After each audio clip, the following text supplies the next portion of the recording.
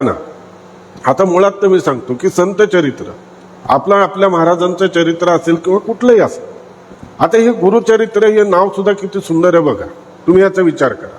खरं तर या ग्रंथाचे चरित्र नायक कोण आहेत? तर हे 3 आहेत.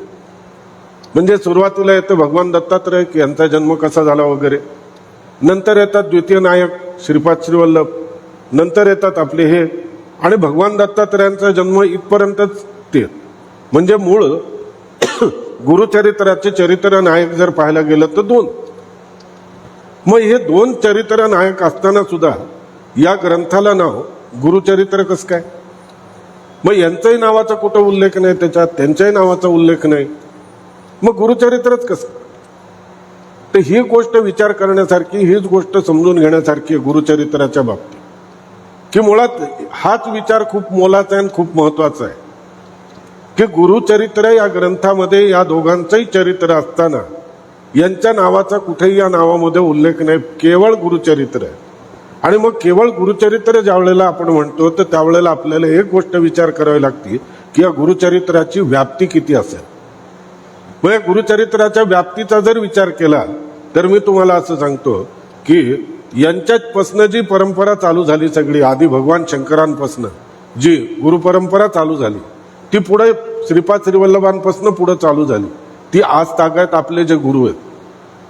तर मला तुम्ही सांगा की एक गोष्टीचा विचार करा की आजपर्यंत सगळे होऊन गेलेले गुरु जे आत्ता अस्तित्वात आहेत ते गुरु, या सगळ्यांचं चरित्र गुरुचरित्र, माझ्या गुरूंचं चरित्र गुरुचरित्र, प्रत्येकाच्या गुरूंचं चरित्र गुरुचरित्र, हे जर सगळे आपण एकत्र जोडले तर गुरुचरित्र केवढं होईल? बरं, हे तर जोडून थांबता येणार आहे का? पुढं जे काही घडतंय ते पण त्याच्यात जोडायचंय. म्हणजे गुरुचरित्र रोजच लिहिल्या जातं. गुरुचरित्रामध्ये रोज अध्यायांची भर पडत जाते. म्हणजे गुरुचरित्र किती महान आहे, किती विशाल ग्रंथ आहे.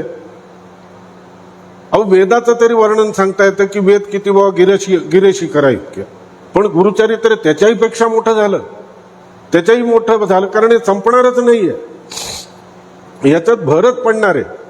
आणि याच्यात भरत पडत असताना आपण ही गोष्ट लक्षात घेतली पाहिजे, ही व्यापकता लक्षात घेतली पाहिजे की गुरुचरित्र म्हणजे काय, की गुरु म्हणजे काय. तर गुरु म्हणजे काय, तर इथं नावाला पहिल्यांदाच मारलेलं आहे, त्यांनी नावाला मारलेलं आहे, रूपाला मारलेलं आहे. नाव भिन्न रूप भिन्न, नावं वेगळी आहेत, रूप भिन्न आहेत, पण सगळे तत्वानी एक आहेत हे दर्शवण्याकरता या ग्रंथाचं नावच गुरुचरित्र हे ठेवलेलं आहे. हे आपण लक्षात घेतलं पाहिजे की नेमकं गुरुतत्व काय आणि गुरुतत्व त्यांना कशा पद्धतीने सांगायचंय. आणि नुसतंच सांगायचं नाही तर ते स्वतः आत्मसात करायचंय, आणि आत्मसात करून त्यांनी सांगितलं. म्हणून या गुरुचरित्राच्या नावामध्ये कुठेही त्यांनी स्वतःच्या नावाचा कुठेही उल्लेख येऊ दिलेला नाही, कुठेही उल्लेख येऊ दिलेला नाही. हीच एक गोष्ट ही गोष्ट सिद्ध करते की गुरुचरित्र हे कोणी लिहिलं तर ते प्रत्यक्ष स्वामींनी लिहिलं. कारण नाहीतर इतका व्यापक आणि इतका सूक्ष्म विचार कुठल्याही लेखकाच्या हातनंही होणं शक्य नाही, अजिबात होणं शक्य नाही.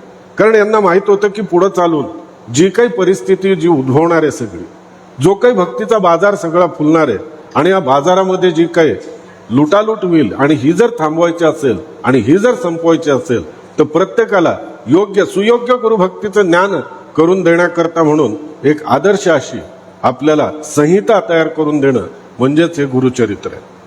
की गुरुसेवेची संहिता आहे, गुरुभक्तीची संहिता आहे.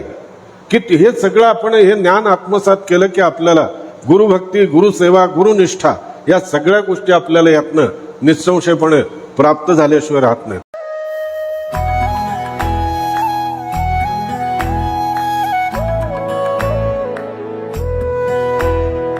अध्यात्मावर अशीच माहिती मिळवण्यासाठी देव माझा चॅनलला सबस्क्राईब करा